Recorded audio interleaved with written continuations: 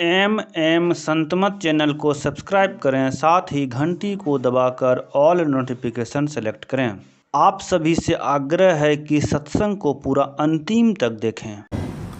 परम आदरणीय सत्संग प्रेमी महानुभावों, पूजनीय माताओं तथा भक्तिमती बहनों, आज हम लोगों ने कठोपनिषद का पाठ सुना है और कल भी ईशोपनिषद का पाठ सुने थे, पर प्रसंग में थोड़ा सा फर्क है।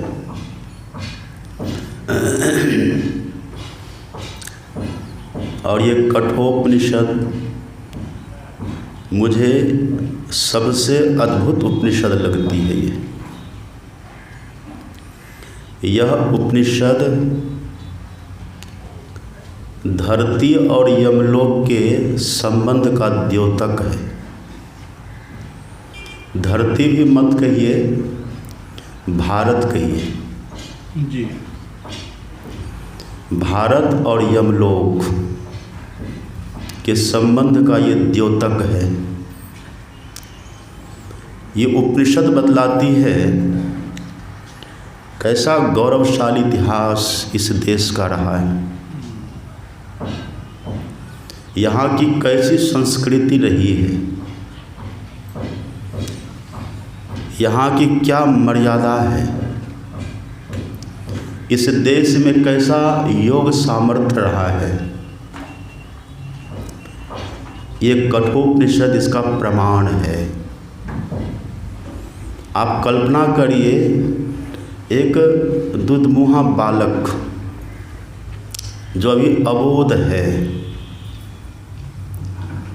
और उसका संस्कार कैसा है, इस धरती की कैसी उर्वरा शक्ति है भारत भूमि की। भागवत को आप पढ़ेंगे, भागवत में लिखा हुआ है, पंचम स्कंद पढ़िए, भागवत में लिखा हुआ है कि भारत की धरती पर जन्म लेने के लिए देवता भी ईश्वर से प्रार्थना करते हैं और भारतीयों के सौभाग्य की प्रशंसा देवता भी करते हैं। साफ श्लोक लिखा हुआ है, पढ़ करके आश्चर्य लगता है। लेकिन हम अपनी इस मर्यादा, इस महिमा, इस गरिमा, इस उच्चता, इस श्रेष्ठता, इस अनुपम वैभव विरासत को भूल करके कहाँ कहाँ चिंतन जा रहा है। एक छोटा सा बालक है जो बिल्कुल अभी अबोध है, तोतली भाषा बोलता है, लेकिन इस धरती की कैसी शक्ति है, इस धरती का संस्कार कैसा है, पिता जो दान कर रहे हैं उसका निरीक्षण कर रहा है। ये ज्ञान कहाँ से उनको मिला था कि दान उत्तम वस्तु करनी चाहिए। जिसको हम खुद स्वीकार नहीं कर सकते वो हम दूसरे को कैसे दे सकते हैं, वो कैसे स्वीकार करेगा। और एक बहुत सुंदर मंत्र आता है, अपने यहाँ आप पढ़ेंगे, बहुत सुंदर मंत्र है, आत्मनः प्रतिकूलानि परेशान न समाचरेत। सुना आपने कभी?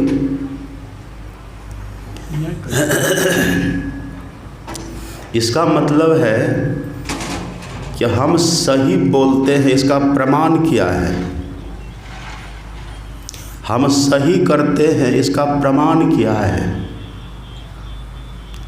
हम सही देखते हैं, इसका प्रमाण क्या है। इसको तौलिए। ये मंत्र कहता है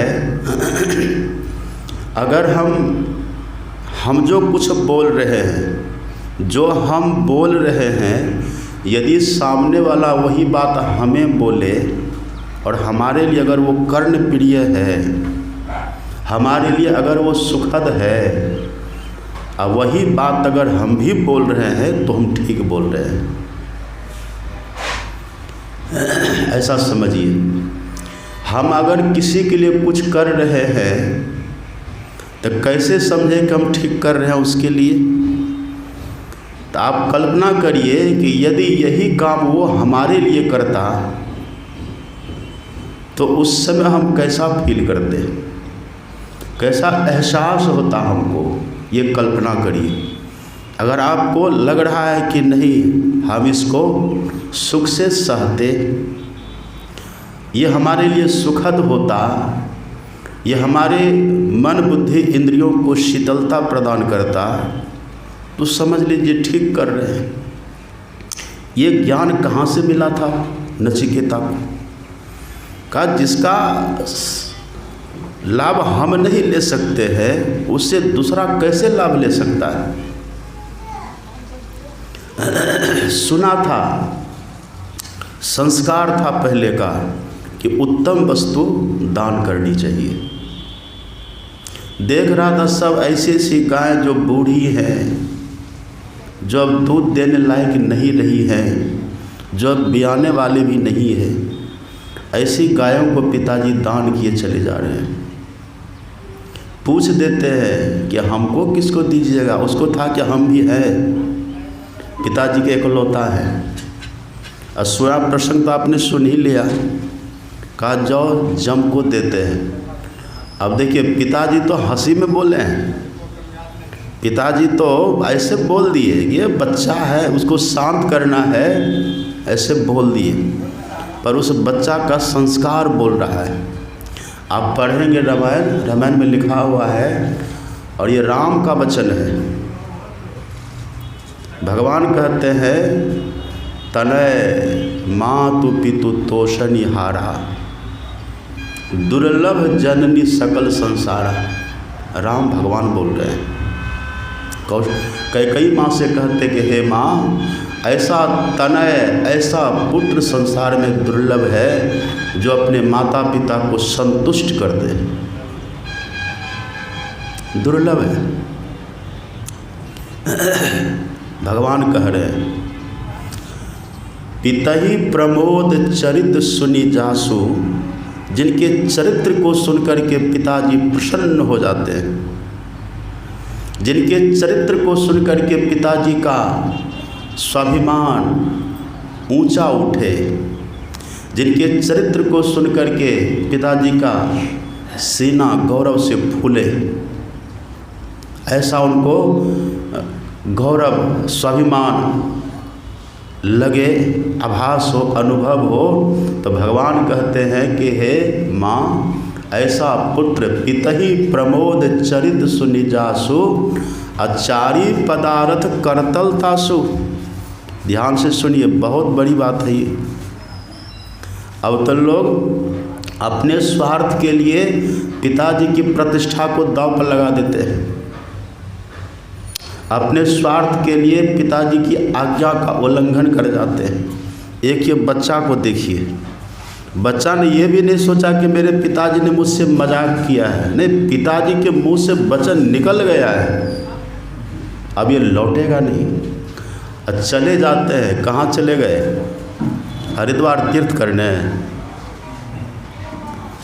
कहाँ गए हैं? भंडारा खाने के लिए। जिनके नाम से प्राणी मात्र थर थर कांपता है। कल्पना करिए आप, राम भगवान को तो पिताजी ने कहा था, कई को पहले वचन दिया हुआ था कभी का, तो उसी वचन के अनुकूल भगवान को वन मिला। हम इनको भी बहुत बड़ी बात नहीं समझते। सोचिए कैसा अपने देश का इतिहास रहा है। एक राजा का नाम आप पढ़ेंगे भागवत में, सगर, सुने नाम? सगर, ये राजा सगर, सगर राजा का नाम है सगर। और सगर नाम क्यों पड़ा है? और सगर का अर्थ क्या होता है? स मतलब सहित, गर मतलब, गर किसको कहते हैं? जहर। गर कहते विष को। एक ऐसा बालक था माँ के पेट में, जिसको उसकी सौतेली माताओं ने मिलकर के उसको मारने के लिए उसकी माँ के पेट में उस बच्चा को मारने के लिए जहर खिला दिया था। उस बच्चा को मारने के लिए ये बच्चा पेट में ही ख़त्म हो जाए, उसकी सौतेली माताओं ने जहर हलाहल विष खिला दिया उसकी माँ को। और कल्पना करिए आप, ऐसा विष जब माँ के पेट में वो विष गया है, वो कैसा पुरुषार्थी बालक होगा, उस विष को पकड़ लेता है, पचने नहीं दिया है। अब विष को लेकर के बाहर जन्म लेता है, उसका नाम पड़ गया है सगर। कैसा है ये सगर जो विष को लेकर के जन्म लिया है, ये सगर भी जिनके नाम से कांपते थे, उसी का नाम है जमराज। सुन रहे बात? काल गति बलवान साधो काल गति बलवान रे, बड़े बड़े पृथ्वी के योद्धा प्रियव्रत सगर समान रे, सब ही काल किए बस अपने छोटा सकल अभिमान रे। जिसके डर से बड़े बड़े कांपते हैं अर्जुन भीमसेन से योद्धा, जिनके अचरज बाण रे, अद्भुत अद्भुत करनी जिनकी थी, वे भी जिनके सामने थर थर कांपते थे। वे भी जहाँ जा कर के मिल गए मिट्टी में, समा गए, दफन हो गए। कल्पना करिए वहाँ आज एक बालक खड़ा है जाने के लिए। अब पीछे क्या है? उसके पीछे क्या है? पिताजी का आदेश, और कुछ नहीं है। पिताजी की एक आज्ञा है, जा मैंने दिया, जम को दिया। और कैसा निश्चल भाव, निश्चल भाव जहाँ है, उस भावना से आवेशित होकर के, प्रभावित होकर के शक्ति प्रकट होती है। आप कभी शंका मत करिए कि एक छोटा सा बालक जमलोक कैसे चला गया। जा सकता है, ये चले गए हैं, और कहानी तो आप जानते ही हैं। ये गए हैं, ये तो बस गए और यम से उपदेश लिए हैं। और ये तो पुरुष की बात है, यहाँ की ललनाओं की बात सुने। हमारे गुरु महाराज जी बहुत सुनाते थे। एक स्त्री चरित्र, नारी चरित्र एक सुनाते थे हमारे गुरु महाराज जी बहुत। किनका सुनाते थे कहिए तो? प्रवचन पढ़ते ही नहीं गुरु महाराज का? कौन कौन किताब पढ़ते हैं? सावित्री का सुनाते थे। सावित्री, पिता ने कहा कि जाओ अपने से विवाह करो। कहा ठीक है, और ये नहीं कि मॉडल बन करके घूमेगी मार्केट में, ऐसा नहीं। कहा जिनको मैं पहली बार देखूंगी वही मेरा पति होगा। और किसको देखी पहली बार? सत्यवान को। आ गए नारद जी, कहा इसको तो पसंद कर रही है, ये चंद दिन का मेहमान है, ये बस गया, कब जाएगा कोई ठिकाना नहीं है, इसको मत अपना पति बनाओ। सावित्री कहते जिनको मैंने वरण किया कर लिया, अब मेरा पति यही होगा। अब वो क्या करते थे? लकड़ी काट के गुजारा करते थे। अब माता पिता भी कैसे थे? अंधा अंधी। ऐसे के पुत्र को इस सावित्री ने स्वीकार किया है, क्योंकि पहला अटैक उसके मन का उसी पर था। कल्पना करिए आप। आखिर में नारद जी को नहीं रहा गया, तो नारद जी तिथि भी बतला देते हैं। तिथि, सुनो देवी, इस तिथि को मरेगा ये, और सुनो इतने बजे मरेगा ये। रहेगा आपका धैर्य स्थिर रहेगा? इस धरती की उर्वरा देखिए। कहा ये बस इस तिथि को मरेगा, इतना बजे मरेगा, और उस स्थान पर मरेगा, अब भी सावधान हो जाओ। कहा कि बस जिसको वरण कर लिया कर लिया। इनका संकल्प देखिए, संकल्प बल कैसा होता है। पातिव्रत धर्म, ये जाती है, उनसे विवाह कर लेती है। राजकुमारी है, राजकुमारी है, कौन उनसे विवाह नहीं करना चाहेगा। सत्यवान ने सोचा कि चलो इसी बहाने हमारी भी स्थिति सुधर जाए, शादी कर लेती है। सावित्री रहने लगी घर में, घर में रहती है तो अब वो राजकुमारी वाली ठाट बाट नहीं है। एक निर्धन गरीब, जो आम लोगों का जीवन होता है, लकड़ी चुन करके लाना, उसी से भोजन बनाना और सादगी जीवन, सदाचार का जीवन, उच्च विचार, श्रेष्ठ रहनी, ऐसा जीवन जी रही है सावित्री। और भीतर से नारद जी का वचन भी याद है, पर आत्मबल घट नहीं रहा है, किसी को कुछ सुना भी नहीं रही सावित्री। मौन है पर भीतर से मुखर है, अपने आराध्य से बात करती है। और आप जानते हैं हमारे गुरु महाराज जी ने लिखा है पातिव्रत धर्म पर बहुत कुछ लिखा, पढ़ेंगे रामचरितमानस 67 में। पति की सेवा करे पर भक्ति ईश्वर की करे, उसके भीतर पातिव्रत का बल उतरता है। और धर्म पत्नी वो कहलाती है जो पति के पद की रक्षा करे और पति को अधर्म के रास्ते से हटा करके धर्म के रास्ते पर लगा दे, वो धर्म पत्नी है। नहीं तो पत्नी का अर्थ होता है जो पतित करे, जो पति की प्रतिष्ठा को मिट्टी में मिला दे, जो पति को पतन की तरफ ले जाए, वो पत्नी होती है। लेकिन सावित्री हर एक अंग में संपूर्ण है। वो तिथि आती है, सत्यवान प्रतिदिन जाते थे जंगल, लकड़ी सूखी टहनी काट करके लाते थे, बेचते थे, गुजारा होता था। आज सावित्री कहती है स्वामी आपके साथ मैं भी बन जाऊंगी। सत्यवान ने कहा ठीक है चलो, पर हाँ पहले माता पिता से पूछ लो। देखिए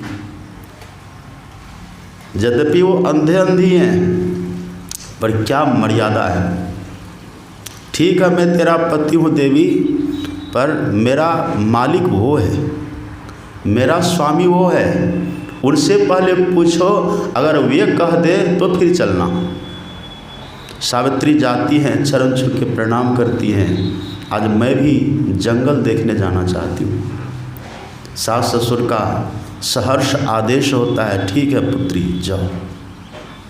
जाती है, अब तक उस राज को सावित्री ने खोला नहीं है। सत्यवान जाते हैं वन, कुल्हाड़ी लेके, कुठार लेके चढ़ते हैं पेड़ पर, टहनियों को काटते हैं। उसी क्रम में सर में दर्द होता है, अब वहीं से कहते देखो देवी आज सर में अचानक दर्द हो रहा है।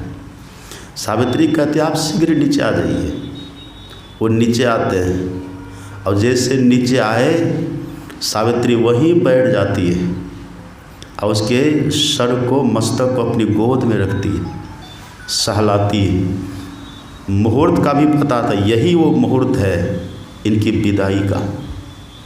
बैठी है सावित्री, सजी है अपनी शक्तियों से। कल्पना करिए आप, सजी है, समरी है। अब तक जो उसने कुछ किया है उसकी परीक्षा की बेला है ये। उसी समय जमदूत आता है, ऐसे इनकी जीवनी में लिखा है। जमदूत आता है, लेकिन जमदूत जो सावित्री के तेज को देखा है, गुरु नानक देव जी महाराज के वचन में आप पढ़ेंगे, प्रताप तुम्हारा देख के जमदूत छड़ जावे। भक्ति का प्रताप, ज्ञान का प्रताप, वैराग का प्रताप, सादगी का प्रताप, सदाचार का प्रताप, उसके सामने जमदूत टिकता नहीं है। जमदूत ने जैसे देखा सावित्री के उस अपूर्व तेज को, जमदूत पास नहीं गया, लौट जाता है। यमराज के पास जाके कहता है उस देवी के पास जाना मेरे बस की बात नहीं है। यमराज खुद आते हैं और खुद आकर के, यमराज तो कोई साधारण होते नहीं हैं, वो तो भगवान का एक स्वरूप है। आते हैं और हमारे गुरु महाराज जी लिखते हैं कि सत्यवान की स्थूल शरीर से सूक्ष्म शरीर को खींच लेते हैं, सावित्री की गोद में है, खींच लेते हैं और चल देते हैं। सावित्री देखती है ये मेरे पति को लेकर के चले जा रहे हैं, वो दृष्टि थी उनके पास, ये मेरे पति को लेकर के चले जा रहे हैं। माता सावित्री उनका पीछा करती है, आगे आगे यमराज, अब पीछे पीछे सावित्री जा रही है।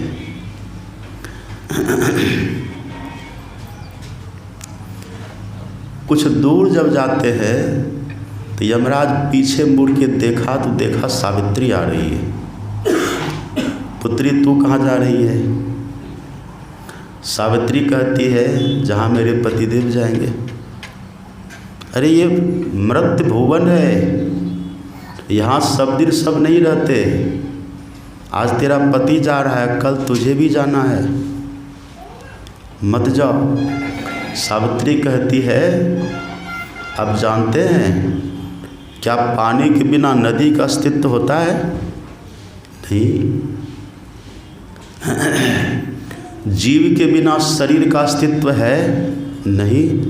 तो जैसे पानी के बिना नदी का अस्तित्व नहीं होता और जीव के बिना शरीर का अस्तित्व नहीं होता, इसी तरह से पति के बिना नारी का अस्तित्व नहीं होता। और हम वो नारी हैं जो पति के बिना जी नहीं सकते। जहाँ जाएंगे वहाँ हम ही चलेंगे। आखिर में यमराज विवश होकर के कहते एक काम करो, अगर तुमको कोई इसके अल्टरनेट, इसके बदले में कोई वरदान चाहिए तो वरदान ले लो। कहा दीजिएगा? कहा अवश्य देंगे, हम समर्थ हैं, हम योग्य हैं। सावित्री कहते सोच लीजिए आप। हाँ सोच लिया।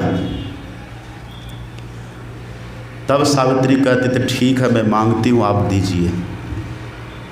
कहती है, यमराज कहते मांगो।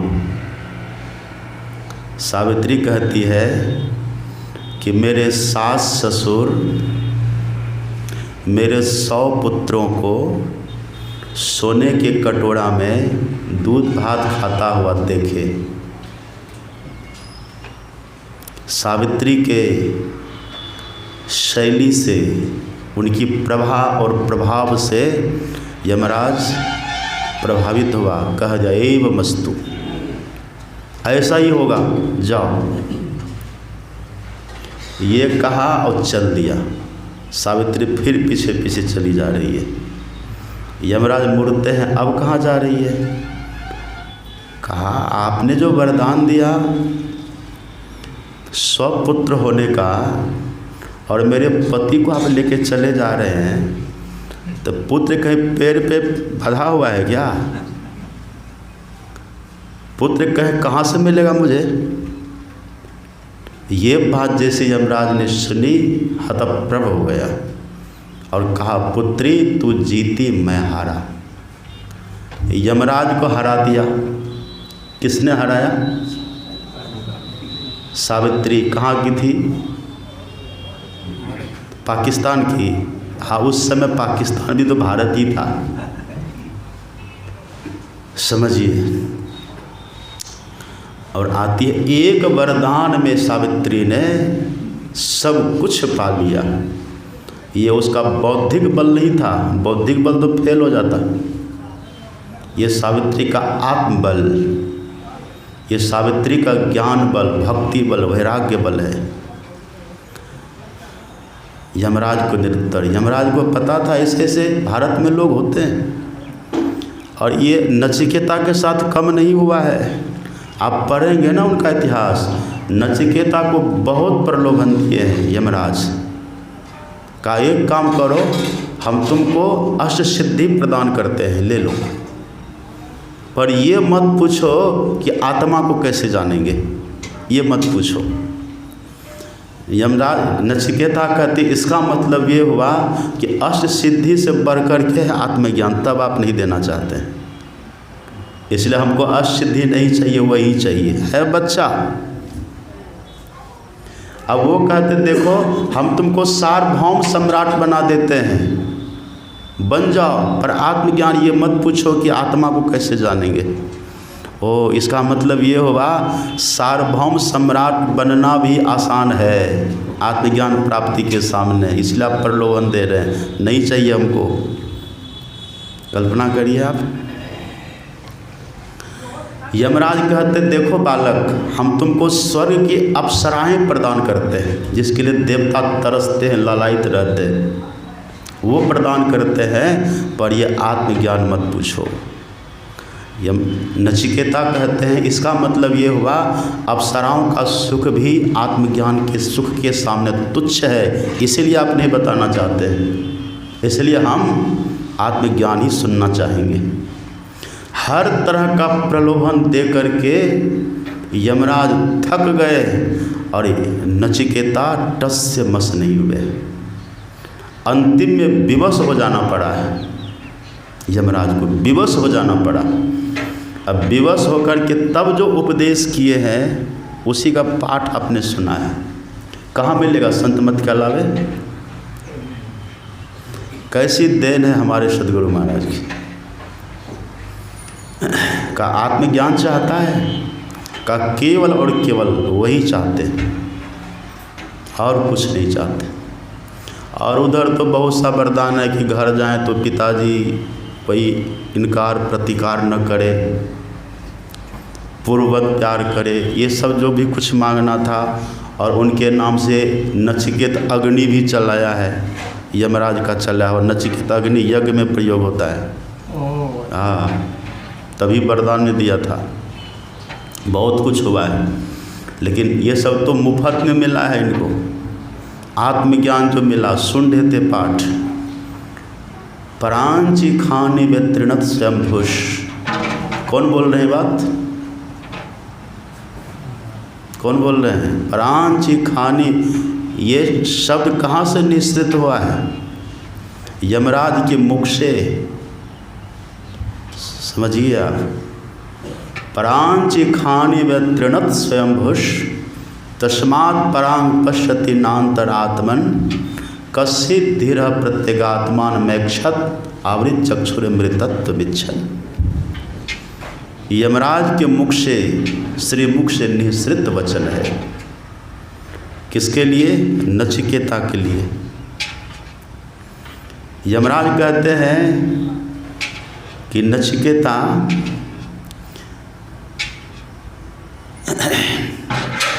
ये जो इंद्रियां हैं ना, इंद्रियों को ईश्वर ने बहिर्मुखी बनाया है, विषयाभिमुखी बनाया है, ईश्वर ने बनाया है इंद्रियों को। उसी इंद्रियों के साथ में तुम हो। ईश्वर ने इंद्रियों को बहिर्मुखी बनाया है, उसी के साथ में तुम हो। ये इंद्रियां बाहर विषयों को ग्रहण करती हैं, ये माया को ग्रहण करती हैं, ये अंतर आत्मा को देख नहीं सकती। और इसके साथ में जब तक तुम हो, तुम भी नहीं देख सकते। देखिए, एक ही श्लोक पूरा सार गर्भित है, ये सार से भरा हुआ है। तो कैसे देखेंगे? इंद्रियों से कैसे छूटेंगे? विषयों से कैसे छूटेंगे? माया से कैसे छूटेंगे? अगली पंक्ति में कहते हैं यमराज, कश्चित् धीरः, कोई कोई, अब वही है कोई कोई में, वही धीर पुरुष, वही है खड़े जो सामने न, वही है कोई कोई में। नहीं तो यमराज का तो नाम सुन के कितने का पेंट गीला होता है। एक बूढ़ी माई थी, बूढ़ी घर में रहती थी। अब आजकल के तो बेटा पुतों की बात आप जानते हैं। पूछे कितने बजे जगते हैं तो सवेरे, मतलब 8 बजे, 8 बजे उसके लिए सवेरे होता है। और बेचारी बूढ़ी घर में रहे, और सर्दी का समय खुद से गौशाला साफ करे, गोबर गोत उठावे, रसोई घर में जाकर के बर्तन मांजे, चौका चूल्ही साफ करे, सब काम खुद से करे। एक बार सर्दी का समय गौशाला गई और वहाँ गोबर उठाती है, और गोबर की भार थोड़ी ज़्यादा हो गई तो उठ नहीं रहा था, टोकरी उठ नहीं रही है। तो उसी में वो कहती है, अब ब्रह्म मुहूर्त का समय, उसके मुंह से बरबस निकलता है, हे भगवान, इससे अच्छा है कि जमराज आकर के हम ही को ले जाए, ये दुखद जीवन, ये भोरे उठो और ये गोबर में सनो, इससे अच्छा है कि जमदूत आकर के हम ही को ले जाए। और संजोग कहिए या ब्रह्म वेला का चमत्कार कहिए, जमदूत आ गया वहाँ, जमराज अभी नहीं आया, जमदूत आ गया। जमराज तो वो तो जमदूत उसी का असिस्टेंट है ना भी। हाँ, जमदूत आता है, सामने खड़ा है, बूढ़ी देखती है, कौन है? वो कहता वही जिसको तुम अभी बुला रही थी। अब जैसे बूढ़ी ने देखा, अब एक बार उसके चेहरा को देखे, एक बार टोकरी को, गोबर की टोकरी को देखे, एक बार उसके चेहरा, जमदूत का जो वर्णन है पुराणों में पढ़िएगा, वर्णन पढ़ के आप डर जाएंगे, देखना तो दूर की बात है। जैसे जमदूत का शक्ल का वर्णन है ना, वो पढ़ के डर जाएंगे। अब वो सामने देख रही है, अब वो कहते जल्दी बोलो, हम हड़बड़ी में है, इमरजेंसी है, मुझे जल्दी बोलो, क्या करना है? तो कहती कुछ नहीं, ये टोकरी उठा दीजिए। वो टोकरी उठवा लिया उससे। ये तो एक दंत कथा है। करो रे मनवा दिन की तदबीर, जब जमराजा आन पड़ेंगे नेक धरत नहीं धीर, अब मुंगरिन मारी के प्राण निकासत व्याकुल होत शरीर, करो रे मनवा दिन की तदबीर। आगे आगे कहरिया भैया दुलिया ले ले जाए, अब पीछे पीछे जाम रैया मुंगरा दे ले जाए। किए कर तो माई बाप, किए कर तो भाई, अब किए कर तो घर के त्रिया जमुआ ले ले जाए। ऐसो जग व्यवहार बन्यो है, तासो नेह लगायो, अंत काल नानक बिन सतगुरु को काम न आयो। कोई काम नहीं देगा। सतगुरु एक ऐसे हैं, प्रताप तुम्हारा देख के जमदूत छट जावे। अगर आप दीक्षा लेकर के त्रिकाल संध्या प्रतिदिन कर रहे हैं तो आप विश्वास रखिए, अंग संग हर वक्त रहता, हमेशा आपके और हम सब के साथ गुरु महाराज जी रहते हैं। बोलिए प्रेम से। माँ रहे कि न रहे कोई गारंटी नहीं है, पिताजी रहे कि नहीं रहे कोई गारंटी नहीं है। अब बॉडीगार्ड तो आपको है ही कहाँ, नहीं है, लेकिन एक है, एक शक्ति है, एक व्यक्तित्व है, एक कृपा है जो हमारे साथ रहती है, वही है गुरु। गुरु कुछ नहीं, कृपा है।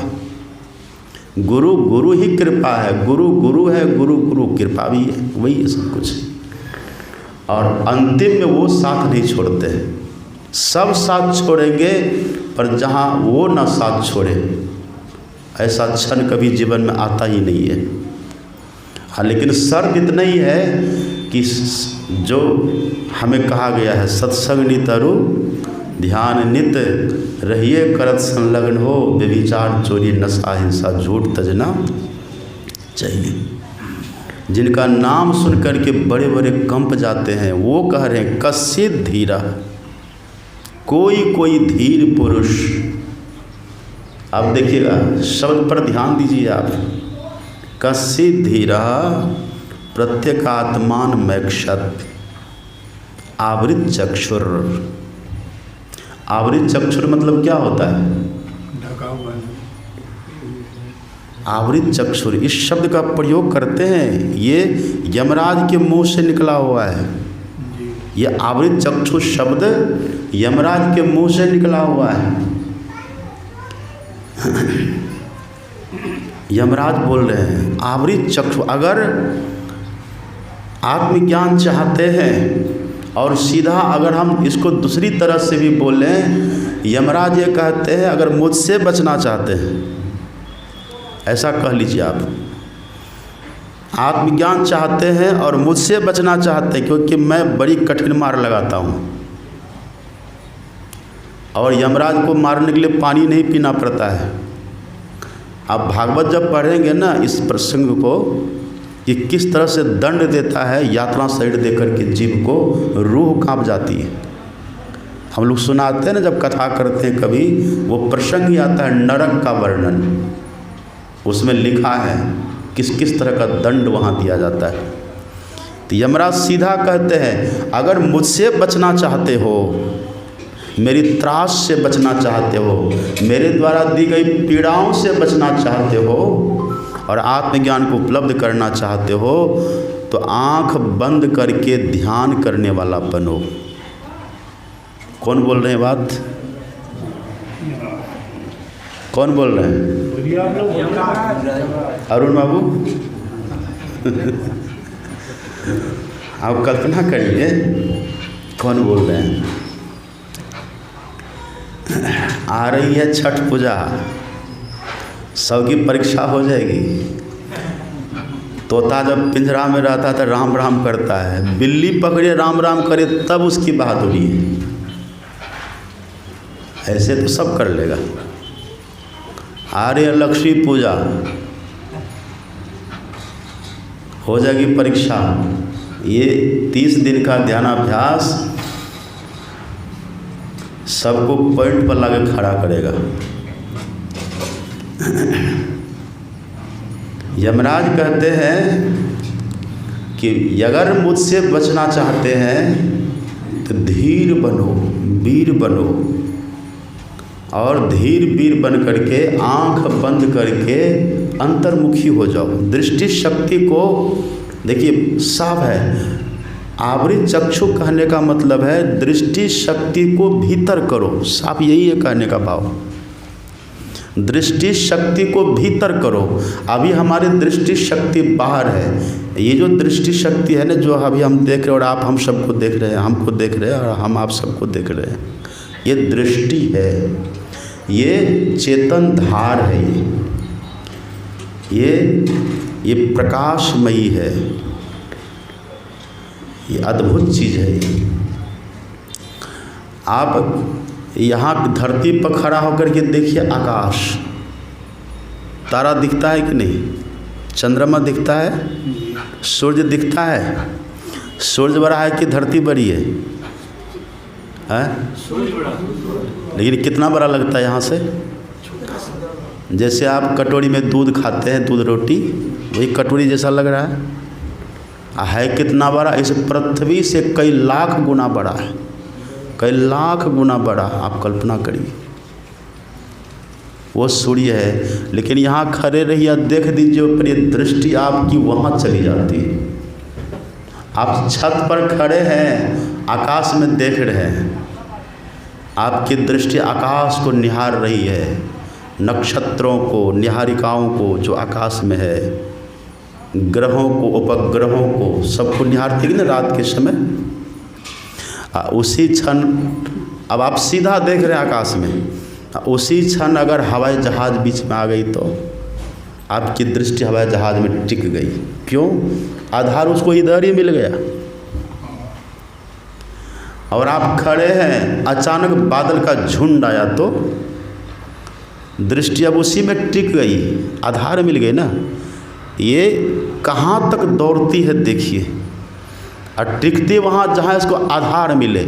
अभी बैठे हैं ना, अब ऐसे अभी हम देख रहे हैं ना उधर, और सामने कर दिया हाथ, बस यही टिक गई दृष्टि। तो ये टिकती है। दृष्टि को टिकाने के लिए आधार चाहिए। दृष्टि को टिकाना है तो आधार चाहिए, लेकिन बाहर में कहीं भी टिकाइए दृष्टि को, ये मिलेगी नहीं, क्योंकि समानांतर चलती है। ऐसे मुड़ेंगे तो दोनों मूर्ति है, ऐसे मुड़ेंगे तो दोनों, जैसे रेल की पटरी होती है ना, समानांतर चलता है, ऐसे दृष्टि चलती है। जब तक हमारी दृष्टि दोनों अलग अलग है तब तक हम बहिर्मुखी हैं।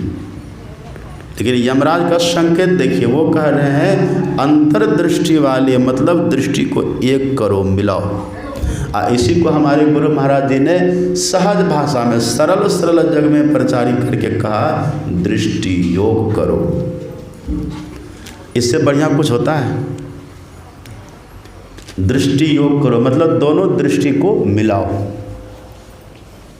दृष्टि योग करो। यमराज कहते हैं अंतर्दृष्टि वाला, अंदर में कुछ आधार तो चाहिए और दृष्टि मिलाने की कला तो चाहिए।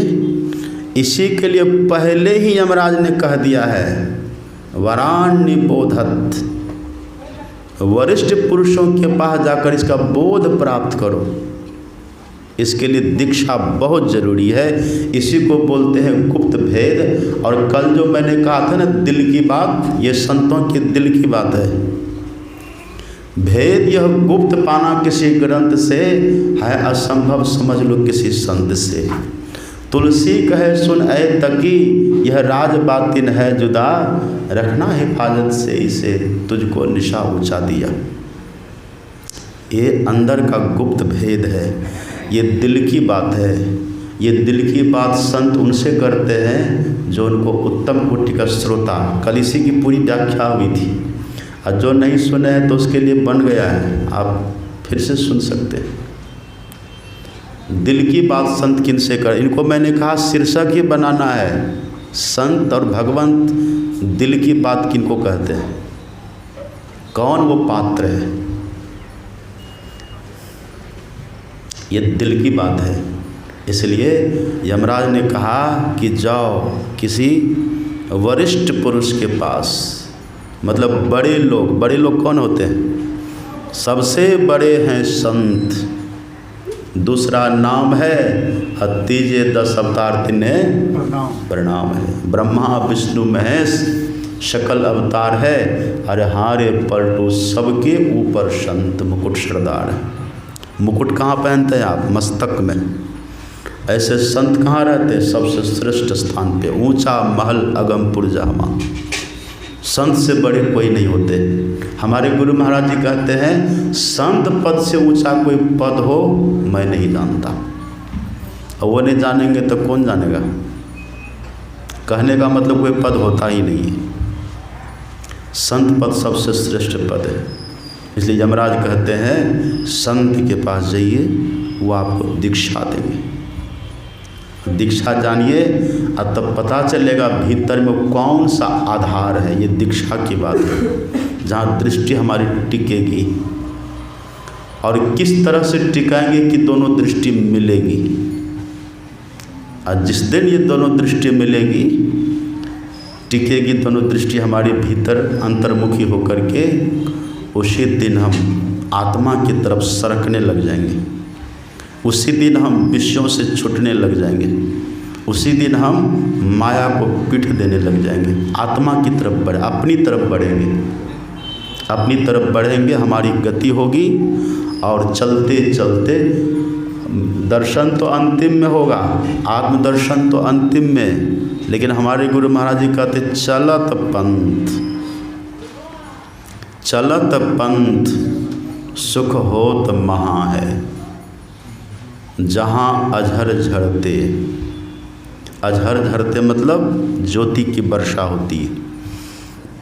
आज ज्योति को देख लिए तो क्या हो गया? प्रकाश को देखे तो क्या हो गया? प्रकाश को देखते ही प्रकाश हुआ, तम खत्म, अंधकार खत्म। भाव प्रकाश मिटल अंधियारी, सुख भयल बहुते रहे। अंधकार खत्म हो गया। अंधकार को कहते तम। तम खत्म तो जम का फंदा खत्म। तम खत्म, जम खत्म। अब प्रकाश में गए, प्रकाश में जाकर के हम प्रबल पुरुषार्थी, प्रबल पराक्रमी हो गए। प्रकाश में जाकर के हम भविष्य के ज्ञाता, भूत वर्तमान भविष्य के ज्ञाता हो गए। पर अभी आत्मज्ञान नहीं हुआ। आत्मज्ञान करने के लिए हमें और आगे बढ़ना है। बहुत सुंदर प्रसंग, आप पूरा कठोपनिषद पढ़ेंगे ना, पता उसी में फिर शब्द की साधना बताए हैं यमराज। उस शब्द की साधना करते हैं। सार शब्द ध्वनि संग सुरत हो अकह में लीनी।